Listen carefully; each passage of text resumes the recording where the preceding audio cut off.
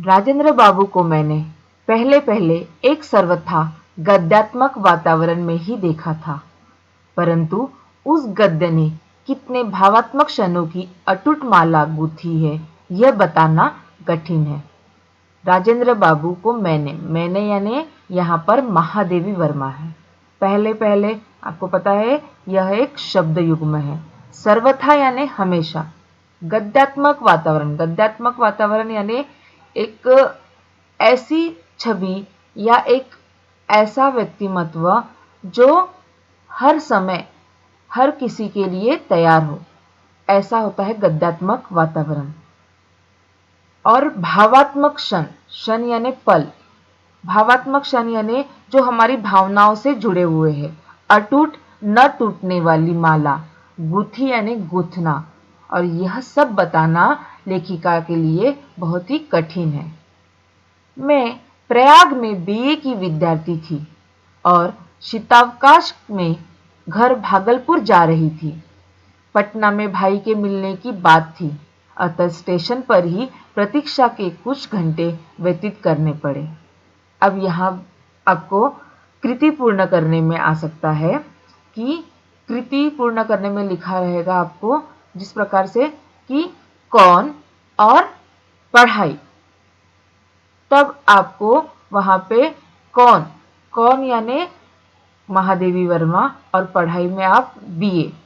और जब कृति पूर्ण करने आएगी आपको तो ऊपर जैसे विद्यार्थी लिखा रहेगा, दो एरो देकर आपको कौन और दूसरे इसमें कहाँ भी लिखा जा सकता है। कहाँ में क्या उत्तर आएगा आपका? प्रयाग।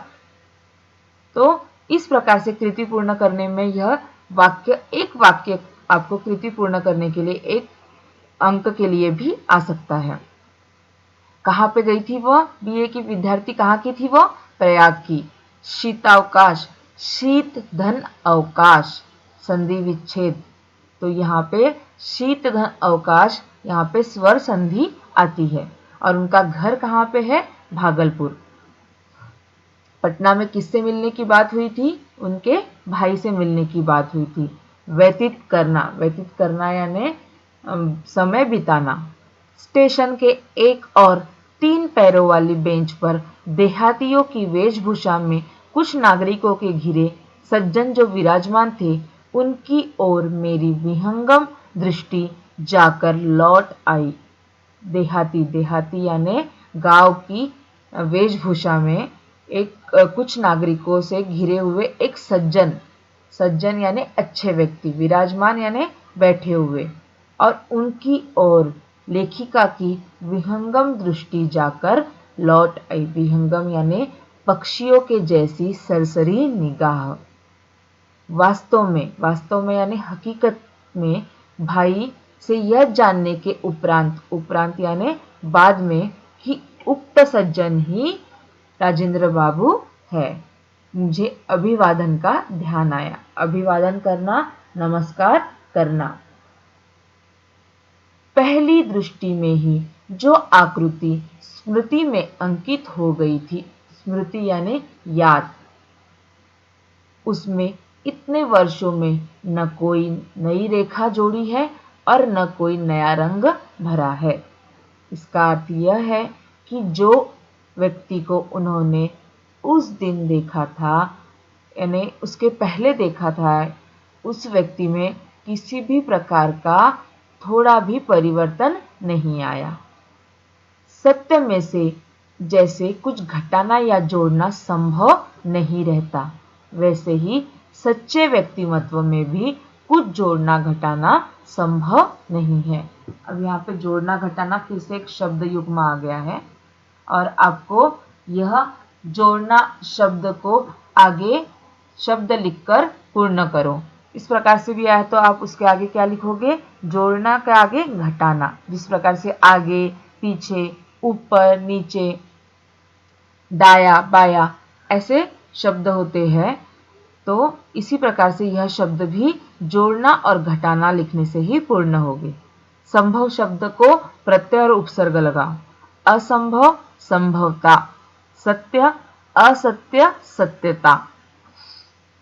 काले घने पर छोटे कटे हुए बाल, चौड़ा मुख, चौड़ा माथा, घनी भुकुटियों के नीचे बड़ी आंखें, मुख के अनुपात में कुछ भारी नाक, कुछ गोलाई लिए चौड़ी ठुड्डी, कुछ मोटे पर सुडौल ओठ, श्यामल छाई देता हुआ गेहुआ वर्ण, बड़ी बड़ी ग्रामीणों जैसी मूछें जो ऊपर के ओठ को ही नहीं ढक लेती थी, नीचे के ओठ पर भी रोमिल आवरण डाले हुए थी।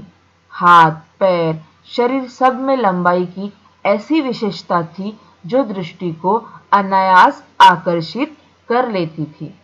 अब ये जो पूरा परिच्छेद है विद्यार्थियों, ये पूरा परिच्छेद राजेंद्र बाबू जी का वर्णन है। इसमें उनके व्यक्तिमत्व के वर्णन के बारे में बताया गया है कि किस प्रकार से उनके काले घने पर छोटे छोटे कटे हुए बाल थे, चौड़ा मुख था, चौड़ा माथा यानी मस्तक था, घनी भुकुटिया, भुकुटिया यानी भुएं, जो उनकी भुएं थी वो बहुत ही घनी घनी थी, और उसके नीचे भुकुटियों भुएं के नीचे बड़ी बड़ी उनकी आंखें थी, और उनके मुख के अनुपात में, अनुपात यानी एक हम कहते हैं ना कि बैलेंस जो होता है, उसके बीच में कुछ भारी नाक थी उनकी, और कुछ गोलाई लिए हुए उनकी ठोडी, ठुड्डी यानी ठोडी थी, और सुडोल, सुडोल यानी अच्छे आकार, ओठ यानी अधर भी जिसे हम कहते हैं, श्यामल यानी श्याम वर्ण का था, श्याम वर्ण के थे वे, और थोड़ा सा गेहुआ वर्ण भी था उनका, गेहूं के रंग के जैसा था,